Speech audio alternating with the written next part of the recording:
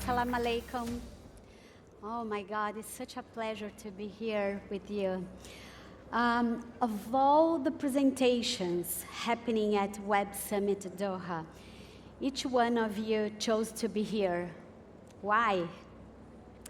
Probably because once you realize that your company, your startup, whatever you have exists for more than just making money, the answer becomes clear. There's a concept known as creating shared value, CSV, developed by Michael Porter and Mark Kramer. It shows us that purpose is not charity. Purpose can be a powerful source of competitive advantage.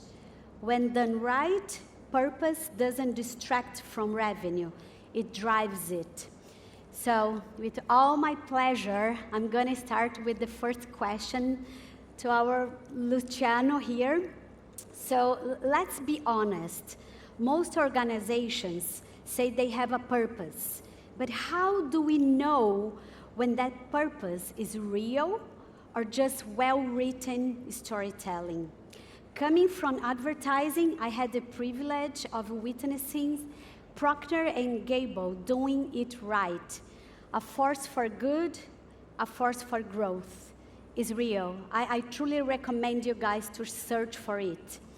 So would you mind sharing some good stories or bad examples of purpose making a positive impact in business? Thank you, Luciana. It's a pleasure to be here. Thanks, everybody, for attending this session. Thanks to the Websummit for having us, and obviously the Qatar state for hosting the Websummit. It's a real pleasure. I want to start with a reflection. You know, I'm pretty seasoned executive, and I go back 45 years now. I've been spending over 35 years in corporate. I've done various roles in multinational companies. And back in my time, the word purpose was not so common in the vocabulary of organizations. You would hear much more shareholder return, return on sales, growth. I'm not saying that those things have disappeared, but now more and more companies, organizations, both for profit, non-profit, you know, regardless of where they operate, they're more and more talking about purpose. You know, what is purpose? Is that something that you know, it sits on top of strategy? It depends on strategy. You know, how do you execute on purpose? And that is something that is driven also by the new generations. The new generations, you know, unlike us, and including myself, who were looking at, you know, the compensation, the career opportunities, and all these things, the new generations are looking more for the soft aspect of their performance and their job, and they are looking at, you know, is this role, is this organization in line with my own core values?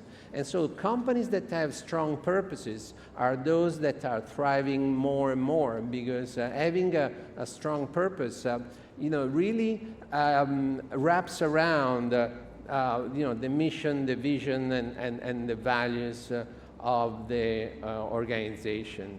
And there are, you know, a number of organizations that express that very well. Some others don't do it very well. I don't want to offend anybody by mentioning the names, but you know, that's a fact. Some, you know, we are partnering with the Fairmont group, for instance, you know, the hotel chain, and they have a very nice way to describe it, is where magic happens, make magic happens.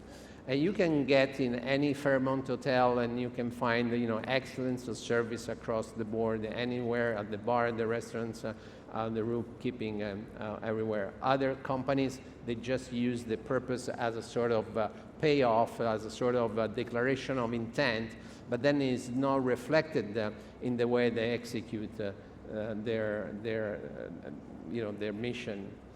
Yeah, and we know when it's true, right? So we know when it's true when I don't know if you're familiar with the golden circle. It's a concentric series of circles where it says on the outside of the circle there is the what, and then the how, and then the why at the center. Everybody knows what they do. Some know how they do it. Not many know why they do it. And the success is derived by having a very clear why in your activity. Like look at Make-A-Wish, for instance. I don't know if you're familiar with Make-A-Wish, but we grant life-changing wishes for children living with critical illnesses. And the what we do, we grant life-changing wishes. The how is through a wish journey. The wish journey is a very well-developed series of steps from the wish capture to the wish delivery that sets exactly, and involves the child in all the aspect of the wish journey. So that's the how we deliver it. And the why we do it, because we believe in the healing power of the wish. The healing power of the wish. It means that we know, and we have scientific evidences that when a child is granted with a wish, they develop an incredible physical and psychological resilience that allows them to navigate much better in the challenging moment that they are living, because they are facing probably one of their darkest moments of their life. So you have to find your why, right? You have to start with your why. I mean, that applies to everybody, whether you're a big company, a small company, you are a multinational, you are a local company, you are for-profit, you are non-profit, you are a foundation, whatever. Start with why. Because, if you have a clear purpose, a very compelling purpose, people buy and follow you and like you why you do things, not because you do things. Yeah, it's perfect. So I'm going to talk a little bit more about Make-A-Wish. So Make-A-Wish offers 3 ways of making a child's wishes come true. Like to have a cell phone, for instance, or to go to Disneyland, for instance, or even to be like a policeman. In Brazil, where I come from, most wishes are about having, unlike in Europe or in the US. And we all know why, because families are struggling with basic needs like food or medicine. How do you ensure Make-A-Wish's purpose remains emotionally consistent across cultures while still feeling deeply local and authentic? So let me rewind that a little bit, because actually the categories are 4, because sorry. there is a wish to have, wish to go, wish to be, and wish to meet. A lot of children want to meet their heroes. They want to meet a singer or a football player or a sportsman, or and that's the 4th category. Now, the important thing in granting the wish is making sure that the wish is really generated by the creativity and the expectation of the child. Mm-hmm. By no means you have to drive the wish. And we operate in 42 countries, with 42 affiliates in 50 countries. You can imagine, the spread and the variety of culture, situation, economic profiles of our children. And one thing that I experienced going around the world, I basically live on a plane and go around a lot, meeting our affiliates and our children. And one thing that I can tell you that is common across the board, every country, any children, whatever their wish is the light that you see in their eyes. And there are very sophisticated and very complex wishes, like the one in Canada wanted to be prime minister for a week. And actually the Canadian Parliament had a special hearing to appoint him as a prime minister for a week, and for a week he was sitting on Trudeau's chair. Really? Yes, yes. And Trudeau was sitting on the other side of, and I think it was one of the best week of the Canadian government, by the way. And then, you know, at the other end of the spectrum, we have a child in India that his wish was to have and eat a watermelon. Now, you could think, oh, I mean, you know, but that's a very simple. No, I mean, you know, you need to look at the world with the children's eyes. You need to look at what the children really want. And for that little boy in India, eating, and there was one condition, by the way, on his wish was, I don't want to share with anybody. And so that's, you know, that's an example of, you know, we had another little girl in Italy that she was interviewed, and you know, she was with her parents, and she said, you know, my wish is to have a room makeover. But we were not convinced, and so we asked the parents to leave and talk only with the child. And I said, you know, can you express your real wish? You know, what's your real dream? And she said, you know what? My real wish is to fly like a butterfly. Now, how can you now make you cannot say no, but, you know, now panic around the room, because now how can you make a little girl fly like a butterfly? But actually we did it. You know, we created a little rope in a special garden with all the flowers. She was painted like a butterfly. She was gathering with the wings in the back, and with a special, you know, mechanism. And she was moving the wings, and she was flying back and forth in the garden. So just to say, you know, that's the authenticity. That's what really counts. You know, and also, you know, I don't know, many of you probably work for profit companies that, you know, want to make profit and want to grow. You know, be authentic. Be authentic in what you do. Don't try to shout louder, just to try to be more authentic. Yeah, this is so important.